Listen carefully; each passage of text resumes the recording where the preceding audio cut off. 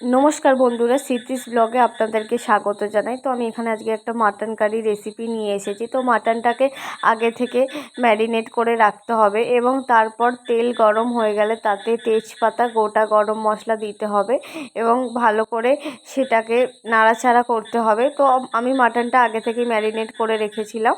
তো এখানে আমি একটি পেস্ট দিয়ে দিয়েছি। তো পেস্টে আছে পেঁয়াজ, টমেটো, কাঁচা লঙ্কা, শুকনো লঙ্কাটাকে পেস্ট করে নিয়েছিলাম এবং পেস্ট করার পর এটাকে তেলটার মধ্যে পেস্টটা দিয়ে দিতে হবে। দিয়ে বেশ কিছুক্ষণ ভালো করে নাড়াচাড়া করতে হবে। এটা থেকে যাতে না কাঁচা গন্ধ বেরোয় সেটা খেয়াল রাখতে হবে এবং তারপর আদা রসুন পেস্টও অ্যাড করেছি। আদা রসুন পেস্টটা থেকেও কাঁচা গন্ধ না বেরোয় সেটা আমাদেরকে খেয়াল রাখতে হবে এবং ভালো করে নাড়াচাড়া করতে হবে। যতক্ষণ না এটা থেকে তেল ছাড়ছে ততক্ষণ আদা রসুন পেস্ট এবং সেই পেঁয়াজের মিশ্রণটা ভালো করে নাড়াচাড়া করতে হবে এবং এটাকে খেয়াল রাখতে হবে যাতে ভালো করে ভাজা ভাজা হয়ে আসে, সেইটা আমাদেরকে খেয়াল রাখতে হবে। তো এখানে ততক্ষণ মিশ্রণটা ভাজা হতে থাকুক। তো আপনারা দেখুন।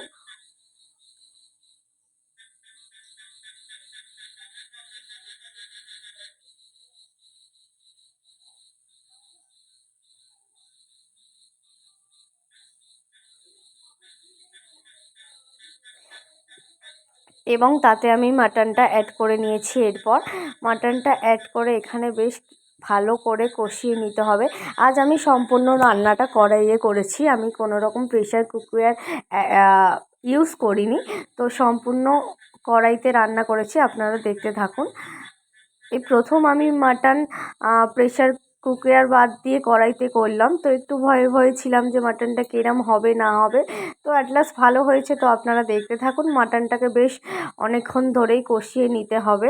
বেশ কালারটা যতক্ষণ না চেঞ্জ হবে মাটনটা ভালো করে কষাতে থাকতে হবে। বেশ 25 থেকে 30 মিনিট কষানোর পর আমি এখানে আলু অ্যাড করেছি। আমি এখানে কাঁচা আলুই অ্যাড করেছি, আপনারা চাইলে ভেজে নিতে পারেন। তো মাটনটার সাথে আলু অ্যাড করার পর বেশ আরও কিছুক্ষণ ভালো করে নাড়তে হবে এবং তার সাথে তারপরে আমি হলুদ গুঁড়ো, লঙ্কার গুঁড়ো, গোটা জিরের গুঁড়ো এবং ধনের গুঁড়ো অ্যাড করেছি। করার পর ভালো করে এখানে অনেকক্ষণ যেহেতু মাটন এটা কষাতে হবে এবং তারপর আমি গরম জল অ্যাড করেছি। গরম জলটা আপনাদেরকে দেখাতে পারিনি, স্কিপ করে গেছি। তো গরম জল অ্যাড করেছি এখানে। তারপর আমি এখানে মিট মশলাও অ্যাড করে নিয়েছিলাম।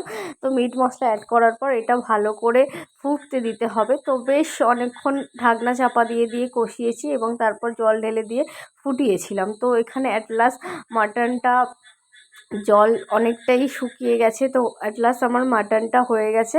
তো আপনাদের কেমন লাগলো? ভালো লাগলে like, comment, share and subscribe.